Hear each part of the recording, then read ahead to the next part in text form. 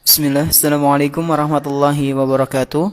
Alhamdulillah, wassalatu wassalamu ala rasulillah wa ala alihi wa ashabihi wa man tabi'ahum bi ihsanin ila yaumil qiyamah. Para pendengar yang semoga senantiasa dimuliakan oleh Allah subhanahu wa ta'ala, InsyaAllah pada kesempatan yang berbahagia kali ini kita akan melanjutkan pembahasan sebuah buku, yaitu Ramadan yang Kurindu. Dan pada kesempatan yang berbahagia kali ini kita akan memasuki bab adab-adab berpuasa, yang mana di pertemuan telah lalu kita telah menyelesaikan pembahasan tentang orang-orang atau golongan yang diperbolehkan untuk tidak berpuasa. Nah, pada hari ini kita akan membahas tentang adab-adab seseorang ketika berpuasa. Baik, langsung saja kita baca buku tersebut. Para pendengar rahimani wa rahimakumullah, sebagaimana dalam bermuamalah dengan sesama manusia, beribadah kepada Allah subhanahu wa ta'ala pun kita juga harus memperhatikan adabnya. Semua ibadah itu memiliki adabnya masing-masing. Begitu pula dengan puasa. Jadi semua ibadah, semua jenis ibadah itu ada adabnya masing-masing. Kalau sholat, di antara adabnya memakai pakaian yang bagus, memakai minyak wangi bagi laki-laki, datang ke masjid, dan sebagainya. Begitu pula dengan puasa, ada adab-adabnya yang harus kita perhatikan, yang harus kita terapkan di dalamnya. Apa saja itu, Ustadz? Nah, berikut beberapa adab yang harus kita perhatikan dan diterapkan ketika kita berpuasa. Yang pertama adalah ikhlas. Yang pertama adalah ikhlas. Ikhlas ini adalah adab yang harus diperhatikan dalam semua jenis ibadah, tidak hanya di puasa. Bahkan ini adalah kunci dari diterimanya suatu amalan. Rasulullah SAW pernah bersabda, "Innamal a'malu binniyat wa innamal likulli imri'in ma nawa." Sesungguhnya setiap amalan itu tergantung dengan niatnya. Dan seseorang itu akan mendapatkan sesuatu sesuai dengan apa yang dia niatkan. Jika ada seseorang dia berpuasa, niatnya bukan karena Allah subhanahu wa ta'ala, karena hanya ikut-ikutan manusia yang ada di sekelilingnya. Wah, yang lain puasa, aku juga ikut puasa lah. Kenapa? Karena gak enak katanya. Bukan ikhlas karena Allah subhanahu wa ta'ala, tidak mengharap pahala dari Allah subhanahu wa ta'ala, maka puasanya ini tertolak karena tidak ikhlas. Berbeda halnya dengan orang yang berpuasa memang benar-benar ikhlas karena Allah subhanahu wa ta'ala. Kenapa berpuasa di bulan Ramadan? Ya karena ini perintah Allah. Allah telah mewajibkan bagi kaum muslimin untuk berpuasa, maka saya berpuasa. Nah, yang seperti ini makbul, diterima karena ikhlas. Sebagaimana yang telah kita ketahui bersama bahwa ikhlas adalah pondasi utama dalam amal dan ibadah. Setiap orang yang beramal ataupun beribadah tanpa didasari dengan niat yang ikhlas karena Allah subhanahu wa ta'ala, maka amalannya ini tidak akan diterima. Jadi jamaah sekalian, para pendengar sekalian, rahimani wa rahimakumullah, adab yang pertama adalah ikhlas. Adab yang kedua yaitu puasa pada waktunya. Puasa pada waktunya.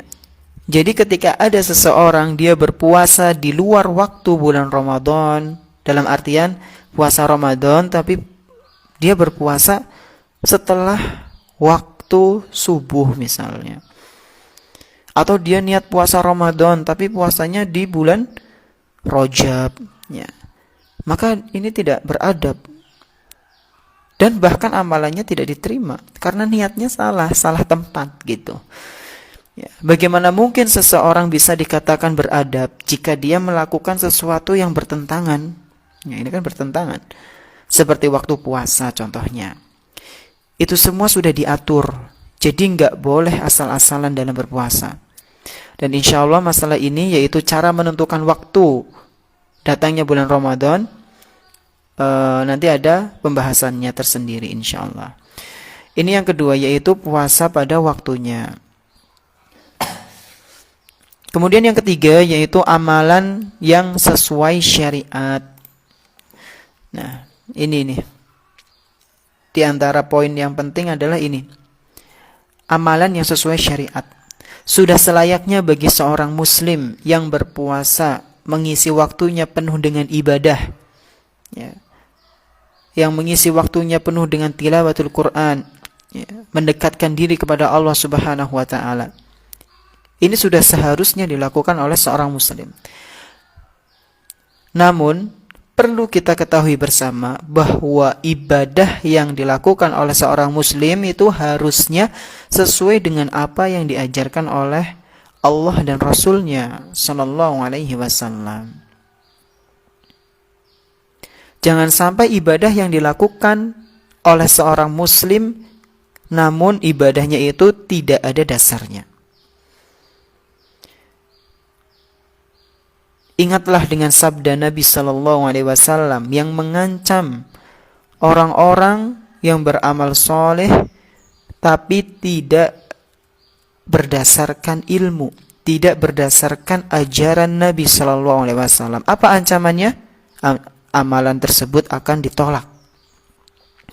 Rasulullah sallallahu alaihi wasallam pernah bersabda, "Man ahdatsa fi amrina hadza ma laysa minhu fahuwa raddun." Barang siapa yang mengada-adakan suatu amalan yang baru dalam urusan agama kami ini. Siapa saja yang membuat suatu amalan dan amalan tersebut baru, belum diketahui oleh Rasulullah SAW, amalan tersebut bisa jadi tertolak. Ya. Jadi barang siapa yang mengada-adakan suatu amalan yang baru dalam urusan agama kami ini, yaitu agama Islam, ma laisa minhu fahuwa raddun, yang tidak ada sumbernya dari Allah dan Rasul-Nya, fahuwa raddun, maka amalan tersebut tertolak. Dalam riwayat lain disebutkan, man amila amalan laisa alaihi amruna fahuwa raddun. Barang siapa yang mengamalkan suatu amalan tanpa ada dasarnya dari kami, maka amalan tersebut tertolak. Ya. Kalau tadi yang pertama hadis riwayat Bukhari, kalau yang kedua ini hadis riwayat Muslim. Para pendengar rahimani wa rahimakumullah, kedua hadis di atas dibawakan oleh Ummul Mukminin Aisyah radhiyallahu anha. Aisyah ini adalah istrinya Nabi sallallahu alaihi wasallam. Nah, jangan sampai kita sudah capek-capek beribadah, ya, sudah berlelah-lelahan dalam ibadah, namun ternyata ibadah yang kita lakukan tidak diterima. Kenapa tidak diterima?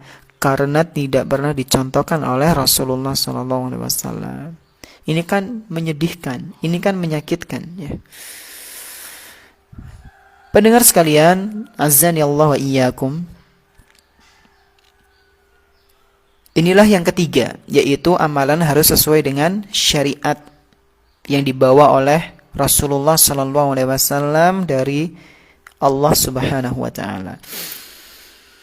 Kemudian yang keempat, adab yang harus kita perhatikan, bahkan kita realisasikan dalam kehidupan sehari-hari, adalah menjaga pandangan. Ya. Adab yang seringkali terlupakan oleh sebagian kaum muslimin ketika berpuasa ialah ghadul basar. Ghadul basar atau menundukkan pandangan. Jangan sampai puasa kita rusak gara-gara tidak menjaga adab yang satu ini. Mengumbar pandangan, menikmati sesuatu yang haram tanpa disadari, amalan pun menjadi rusak. Ini yang keempat. Kemudian yang kelima yaitu menjaga lisan. Ya, menjaga lisan. Sudah seharusnya seorang muslim yang berpuasa itu menjaga lisannya dari kata-kata yang kotor dan celaan. Ingatlah, banyak dari kaum muslimin yang masuk ke dalam neraka karena lisannya. Dari Abu Hurairah radhiyallahu anhu, Rasulullah sallallahu alaihi wasallam pernah bersabda, Yang mana dalam hadis ini disebutkan bahwa ada seorang hamba yang dilemparkan ke dalam neraka oleh Allah Subhanahu wa taala karena ucapannya, karena mulutnya yang berkata-kata tapi tidak dipikirkan terlebih dahulu. Inna aktsara ma yudkhilun nasan nara al-ajwafan. Sesungguhnya yang paling banyak menyebabkan manusia masuk ke dalam neraka yaitu 2 lubang rongga. Qalu ya Rasulullah, wa mal ajwafan? Wahai Rasulullah, 2 lubang rongga itu apa maksudnya? Ini adalah pertanyaan dari para sahabat yang belum paham tentang ajwafan. Maka beliau sallallahu alaihi wasallam pun menjawab, al-farju wal famu. 2 lubang rongga itu adalah mulut dan kemaluan. Jadi betapa banyak hambanya Allah Subhanahu wa ta'ala yang masuk ke dalam neraka karena 2 hal ini, mulut dan kemaluan. Ini yang kelima. Kemudian yang keenam, menjaga telinga. Ya. Maksudnya bagaimana? Maksudnya ialah menjaga telinga kita dari hal-hal yang diharamkan, semisal obrolan ghibah, musik-musik, dan yang semisalnya. Kemudian yang ketujuh yaitu menjaga makanan dan minuman. Sudah seharusnya seorang muslim menjaga makanannya, baik ketika di bulan Ramadan maupun di luar Ramadan. Jangan sampai dia mengonsumsi makanan dan minuman yang haram atau mendapatkannya dengan cara yang haram. Ketahuilah, Allah membenci hal tersebut. Dari Abu Hurairah radhiyallahu anhu, Rasulullah sallallahu alaihi wasallam pernah bersabda, "Ya ayyuhan nasu, innallaha thayyibun la yaqbalu illa thayyiban." Wahai para manusia, sesungguhnya Allah itu baik, Dia tidak menerima sesuatu melainkan yang baik. Hadis ini diriwayatkan oleh Imam Muslim. Kemudian yang kedelapan yaitu berharap dan cemas. Inilah adab yang berikutnya, yaitu harap dan cemas atau takut. 2 hal yang sudah seharusnya dihadirkan pada diri setiap muslim ketika beribadah kepada Allah Subhanahu wa taala adalah 2 hal ini, yaitu berharap dan cemas. Berharap kepada Allah semoga amalannya itu diterima, dan sedikit cemas, jangan sampai berlebihan, ya. Sedikit khawatir, takut kalau amalannya itu tidak diterima. Jadi harus seimbang, ya. Jangan sampai berlebih-lebihan antara harapan dan juga cemas, rasa takut. Berharap agar amalannya diterima dan cemas karena setiap yang kita kerjakan tidaklah sempurna. Dengan begitu, sehingga hal tersebut membuat kita tidak terlalaikan dan tidak sombong. Karena sebagian orang ada yang sombong, ada yang ujub, ketika sudah beramal merasa bangga. Karena dia mungkin terlepas dari 2 hal ini, berharap dan cemas tidak ada pada dirinya. Kemudian yang ke-9 yaitu berdoa kepada Allah. Sehebat dan sekuat apapun seseorang, ketika disandingkan dengan Allah, ia tidaklah ada apa-apanya. Begitu pula dalam hal kekuatan ibadah. Pada dasarnya, kita itu makhluk yang lemah. Wa khuliqal insanu dha'ifa. Dan manusia itu diciptakan dalam keadaan lemah. Oleh karena itu, mintalah pertolongan dan kekuatan hanya kepada Allah Subhanahu wa ta'ala agar bisa dimudahkan dalam menjalankan ibadah, terutama ibadah puasa, ya, dan ibadah-ibadah yang lainnya. Itulah para pendengar rahimani wa rahimakumullah, tentang beberapa adab yang perlu kita ketahui dan dipraktekkan dalam kehidupan sehari-hari. Semoga yang sedikit ini bermanfaat. Mohon maaf atas segala kekurangan yang disampaikan. Kita tutup dengan doa kafaratul majlis. Subhanakallahumma wa bihamdik, asyhadu an la ilaha illa anta, astaghfiruka wa atubu ilaik. Wassalamualaikum warahmatullahi wabarakatuh.